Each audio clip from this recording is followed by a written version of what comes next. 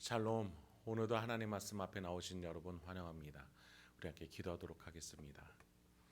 하나님, 오늘도 우리에게 귀한 하나님의 말씀 주시니 감사합니다. 오늘도 이 말씀을 통해서 내가 어떻게 명예로운 삶을 살아가야 될지 지혜와 용기와 힘을 허락하여 주시옵소서.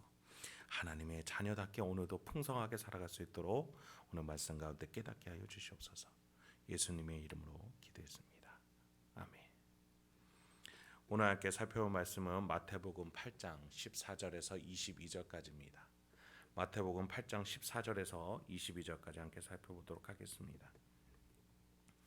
마태가 바라본 예수는 우리의 왕으로서 우리를 명예롭게 살으라라고 명령해 주신 분이셨습니다.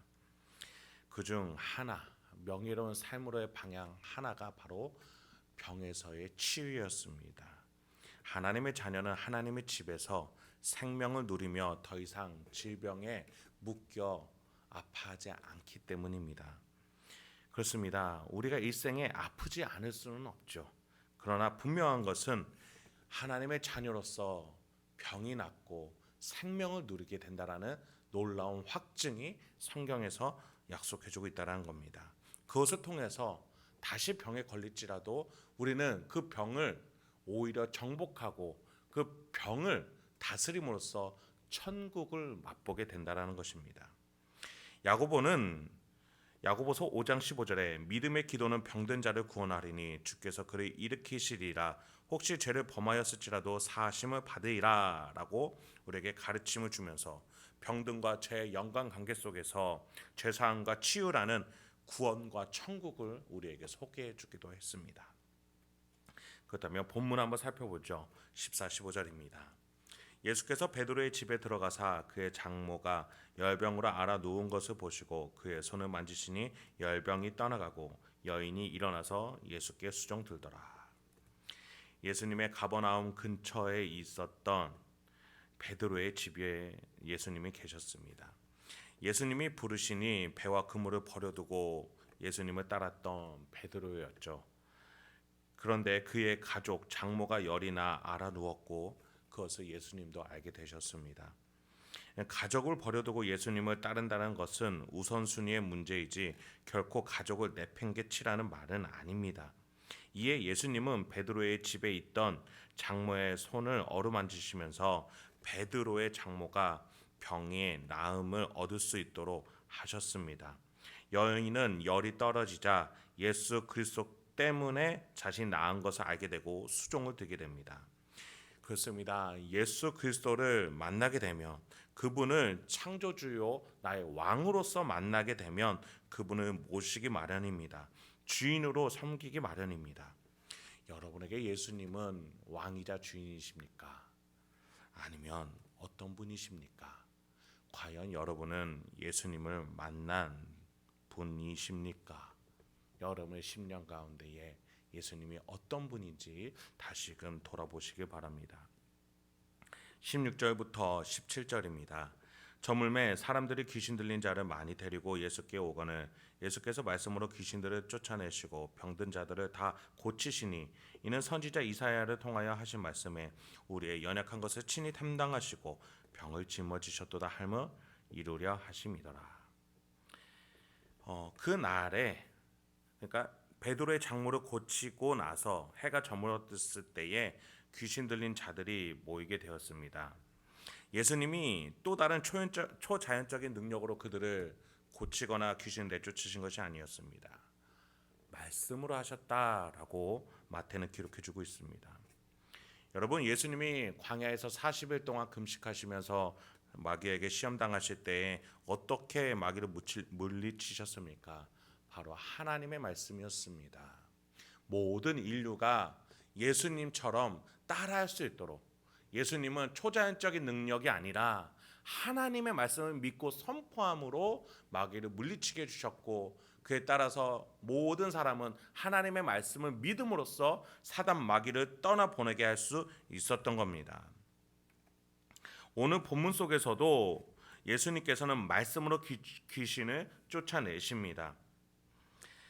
여러분, 말씀은 곧 믿음입니다. 귀신은 우리의 몸을 해할 수 없습니다. 그리고 그들의 목적도 그것이 아닙니다. 그들의 목적은 우리의 영혼과 하나님의 사이를 떼어 놓는 것입니다. 하나님의 천사 직분을 배반하고 자신을 신격화하여 우상 숭배하려는 자들이 사단마귀 귀신 아니겠습니까? 그들에게 하나님의 말씀으로 우리가 하나님의 자녀라는 사실을 믿고 드러날 때에 그들은 우리에게서 떠나가게 됩니다. 예수님은 그 하나님의 말씀으로 귀신들을 내쫓으셨던 겁니다. 마태는 이것이 구약의 미리 예정된 일이라라고 이사야 선지자의 메시지를 통해서 말해주고 있습니다. 선지자 이사야는 장차 메시아가 인간의 연약한 것과 병든 것들을 짊어지시고 친히 담당해 주실 것이다 라고 말했습니다. 그렇습니다. 하나님이 보내신 메시아 예수 그리스도는 인간의 문제에 관심 없는 자가 아니었습니다. 저 멀리 머나먼 상류층의 사람도 아니었습니다. 우리의 가장 현실적이면서도 우리의 능력 밖의 일을 감당해 주시고 길을 열어 주시고 승리케 해 주실 수 있도록 우리를 돌보시는 예수 그리스도 왕이셨던 겁니다. 이제 치유 사역을 마치신 예수님은 건너편 지역으로 가고자 하십니다. 갈릴리 호수 반대편으로 가셔서 서기관을 만나셨고 대화를 나누게 되셨습니다.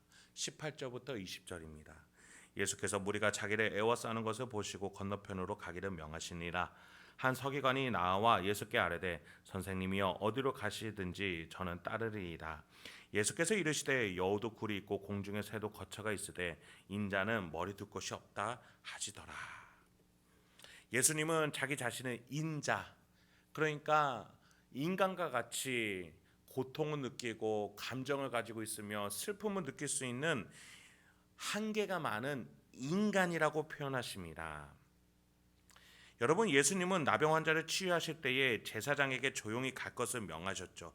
왜냐하면 아직 예수님께서 세상에 널리 알려질 때가 아니셨기 때문입니다.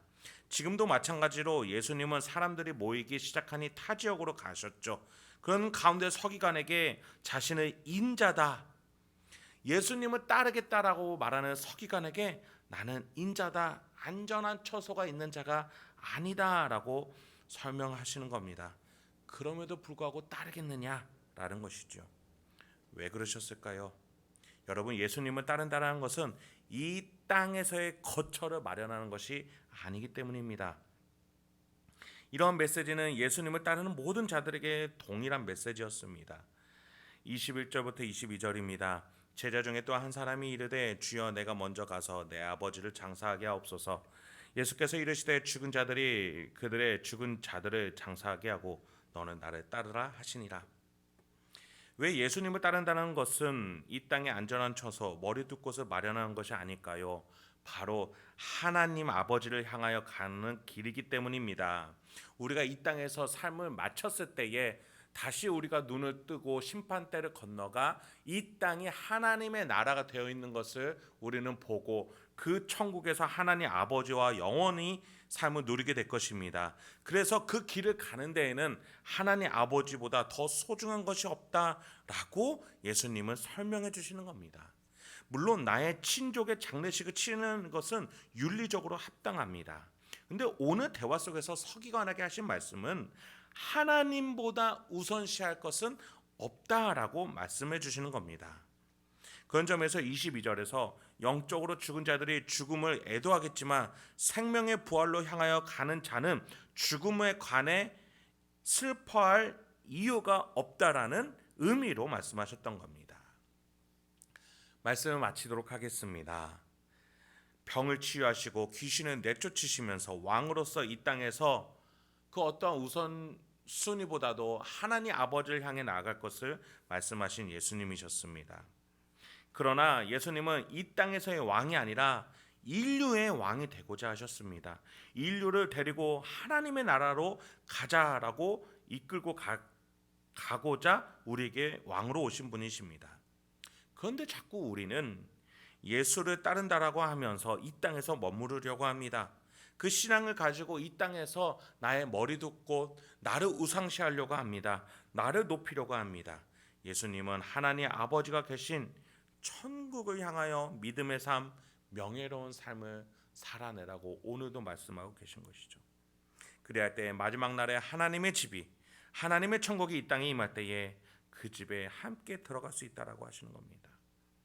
여러분, 오늘도 어떠한 삶의 계획을 갖고 계십니까? 오늘 하루 우리 아버지를 향하여 명예로운 삶을 누리고 믿음과 확신을 가지고 당당하게 앞으로 나아가실 수 있는 저와 여러분이 되길 소망합니다. 함께 기도하도록 하겠습니다. 하나님 아버지, 오늘도 우리에게 귀한 말씀 주시니 감사합니다. 오늘도 우리가 어떠한 방향, 어떠한 가치로 삶을 살아야 되는지 깨닫게 해주시니 감사합니다.